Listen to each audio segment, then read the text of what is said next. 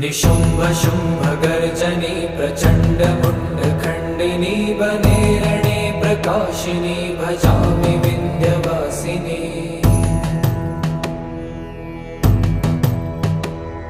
त्रिशूलमुण्डधारिणी धराविघातहारिणी गृहे गृहे निवासिनी भजामि विन्ध्यवासिनी।